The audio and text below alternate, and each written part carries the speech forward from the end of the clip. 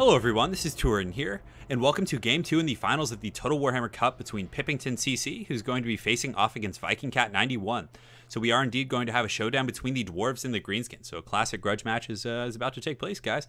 For a second I thought I saw the Teeth Robbers, but I think that was just a regular Orc Boar Chariot. So let's go ahead and take a look at the Dwarf Army composition, and we can go from there. So for the Dwarves in the front, we do have something very similar to the last game. It looks like he does have Miners with Blasting Charges, a regular group of Ironbreakers, so he didn't decide to bring the Nor Grimlings Ironbreakers this time.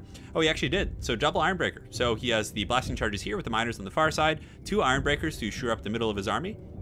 And Ironbreakers are already pretty elite troops as is. They have 68 melee attack. Granted, their offensive stats are a little bit low, but still, with the support of a Rune Smith and a Rune Lord here, just kind of augmenting them. But although it looks like the Rune Lord only has the Master Rune of Wrath and Ruin, but his buddy over here, this Rune Smith, does have the basics. So he has the Rune of Negation, Master Rune of Groth One Eye for leadership, and then he also does have a Rune of Wrath and Ruin himself. Over here in the forest, another group of miners with blasting charges. So I've been seeing that quite a bit on ladder, and against like goblins and savage orcs and things like that, the blasting charges can really tear apart, you know, relatively low tier units. So in the secondary line, he does have Longbeards with great weapons mixed in with the Grumbling Guard, and one group of standard dwarf warriors on the far side, of course having their charge defense against large. In the back, he does have the Altar's Raiders, who are going to be backed up by some Slayers, and of course, what would a dwarf army against the Greenskins be without the glorious Goblobber, the Grudge Thrower Regiment of Renown. So as far as his forward forces go, he does have 3 gyrocopters. So the steam cannons are pretty good against Greenskins. They perform a little bit better against like mangy marauders and goblins, as they do a bit. I think it's like a bit more splash damage. I'm not sure, but the ones with the armor piercing and anti-large, I don't think it's a true anti-large, but they're better against like Arachnarok Queens and Black Orcs. But these guys do very well against the current meta, which tends to use a lot of like Savage Orcs, Nasty Skulkers, things like that. Granted, Savage Orcs aren't the first pick against the Dwarfs, but they do have that physical resist, so they can definitely swarm pretty effectively. For the Greenskin army, he has a bit of a, I don't know if this is quite a Vanguard deployment, but they have deployed like right in front of the Dwarves. He has some, the Night Goblins, a Regiment of Renown here with the Poison and Unbreakable status, a bunch of Nasty Skulkers mixed in with the Rusty Arrows down here. He does also have the Morgrub's Mangy Marauders up on the high ground. He does have an Orc Warboss with the Potion and of course the Wa. So putting him on the, this is actually a really good choice, putting him up on the Wyvern, because he can like counterplay these gyrocopters. Granted, the gyrocopters, if microed very effectively, can be ran in circles and can kind of circle this guy. Granted, it's so much effort to, you know, micro 3 gyrocopters away from like a single Orc Warboss, because he can just path and then, you know, constantly be switching to the one that's closest to him, and it requires a lot of micro to avoid that. So it looks like the Greenskin player is going for a bit more of a Zerg army. So he does have some Orc Boys up on the high ground. He has an Orc Shaman with the Fists of Gork, as well as There We Go. Orc Air Boys in the back, and a backline of Savage Orcs. So a very, very wide army. And of course the Orc Boar Chariot, which unfortunately for you guys is not the Teeth Robbers. So guys, without further ado, let the games begin. So the Rusty Arrows do push up into the front and put a little bit of pressure on these gyros. So the gyros are going to fall back. The Dwarf army, actually, aside from the Altar's Raiders, doesn't have any other missiles. And it's probably a pretty good idea, considering that the Greenskins are really zerging here. So you can see that the Goblobber is actually shooting at the Morgrub's Mangy Marauders. So traditionally, it's, you know, best used against like infantry, Black Orcs, things like that. But it seems to be doing pretty well at kind of tagging these guys, and it almost broke them off the battlefield. So a lot of these goblins have been compromised a little bit. The dwarves have realized that they're there. They're going to be flying over to do some bombing runs here, most likely in a second. You can see the Nasty Skulkers are kind of scurrying up the hill, probably going to try and unify with that Orc force, because they don't want to get caught out in the open here. So you can see the Steam Cannons in here are shooting in and doing some decent splash damage to the Rusty Arrows, but the Rusty Arrows are going to be able to counterplay them pretty well. Granted, 9 Gobos do go down instantly, but look at the damage they're doing to that Gyrocopter with the Morgrub's Mangy Marauders. That's like 2 armor-piercing Gobo units. They're doing some work.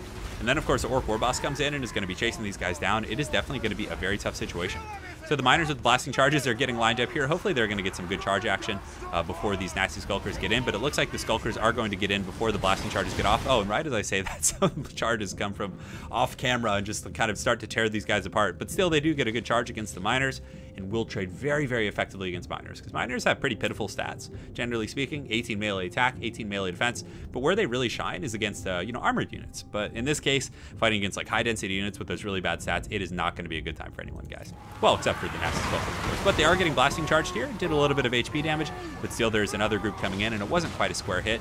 You can see some of these Ironbreakers in the back, you know, doing some good work, but unfortunately these Rangers, they went up to kind of engage on some of those units in the back, but they did get kind of compromised here. But you can see the Ironbreakers in the back are just like blowing these goblins apart with charges. They did some pretty good damage to those guys. You can see those Nasty Skulkers are pretty much routed off. So like I was saying earlier, guys, blasting charges are pretty good tools against goblins. I mean, you can see it just sends them scurrying for the hills.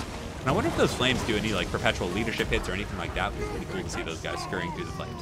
And you can see the Rune of Wrath and Ruin coming through as well, but still, the Altar's Raiders did get compromised heavily. I mean, they're at 30 models, they're shaken, and they're pretty much going to be offline for the most part.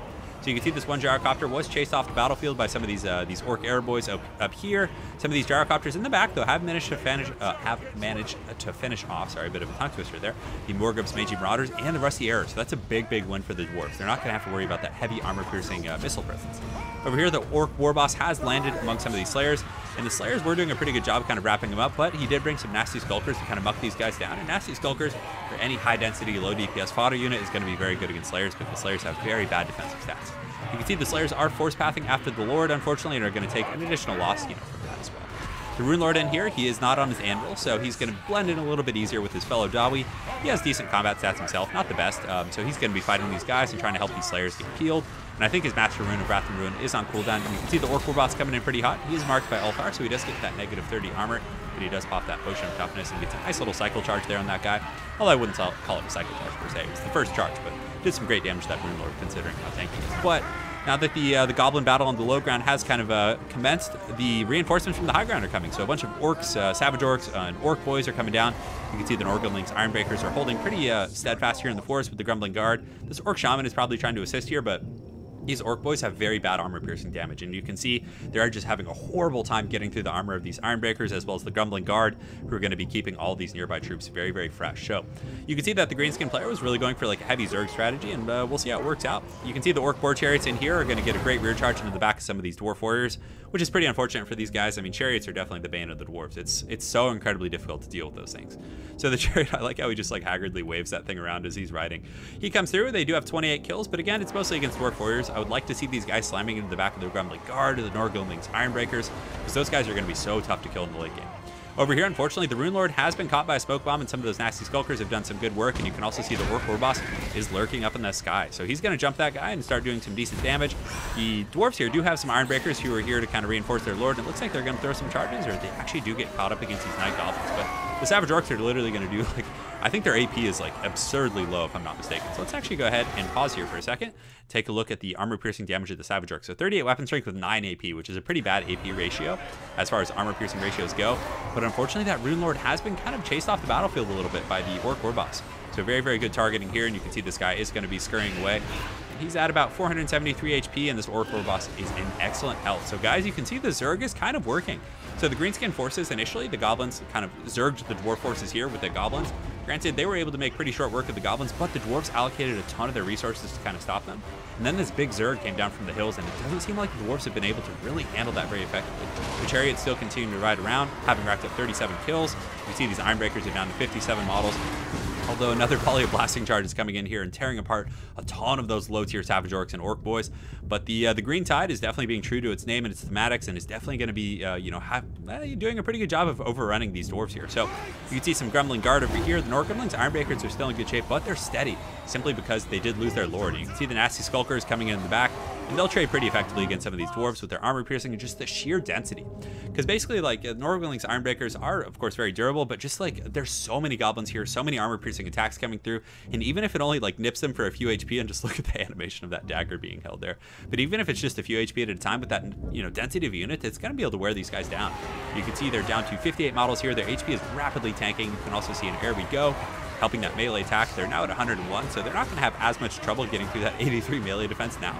Some of the gyrocopters up in the sky are continuing to kind of fly by and I believe drop some bombs. You can see the steam cannons are coming in here and blasting some of these Savage Orcs. Let's see the kills here. So 9 and 59, so not the best performance. And again, the Orc Warboss has been just terrorizing these guys up in the sky, not allowing them to sit and just making it a much more difficult battle for these guys.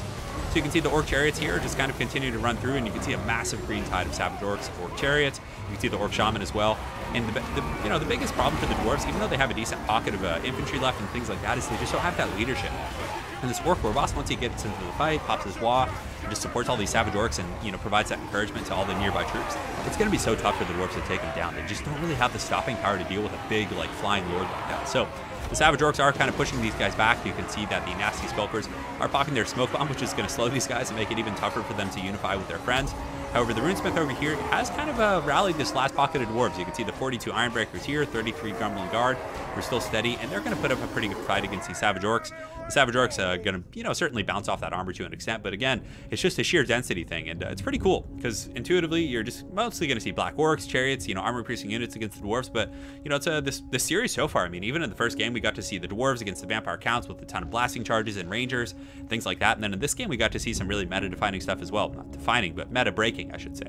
With a, a very Zerg-style army against the Dwarves, which, it typically works pretty well. But bringing like Savage Orcs, I guess, for the physical resist makes them have pretty good staying power, against the Dwarf Warriors and things like that. So definitely learning a lot this game, guys. So up on the high ground, the Gyrocopters are not high ground, but in the air. The Gyrocopters continuing to pepper down. 73 kills right there to 24.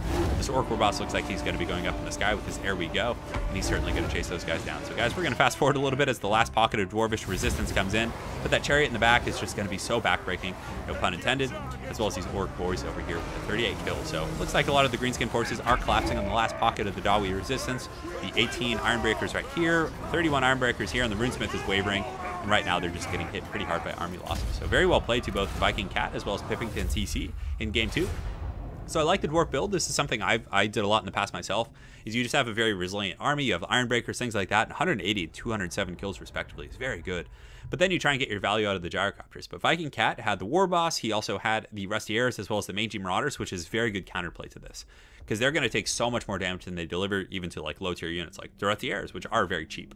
And again, the Zerg style Orc Boys with the Nasty Skulkers had a nice little synergy. These guys are just a great fodder, and Orc Boys, like, even though they're a fodder unit, have pretty decent stats, so they can kind of hold the line while the Nasty Skulkers get in there. And the Savage Orcs, of course, with their 30% physical resist, are going to do pretty well against like Ironbreakers and things like that. Not in terms of damage, but in terms of staying power, because Ironbreakers, things like that, they have like 20-something weapon strength, so 30% of that is going to be mitigated by the Savage Orcs, so it's going to take them a while to get through these. But the Savage Orcs, the Ironbreakers and the Blasting Charges did really well at shattering this Goblin core in the beginning, so it was just a wild battle for sure. You can see the Orc Boar Chariot did pretty good on top of all that. Of course, Chariot's being very tough to deal with. So well played to Pippington CC as well as Viking Cat 91, and that was game 2. So guys, we will be jumping over to game 3 in our next cast, so stay tuned, guys. Thanks again for watching, and have an excellent night.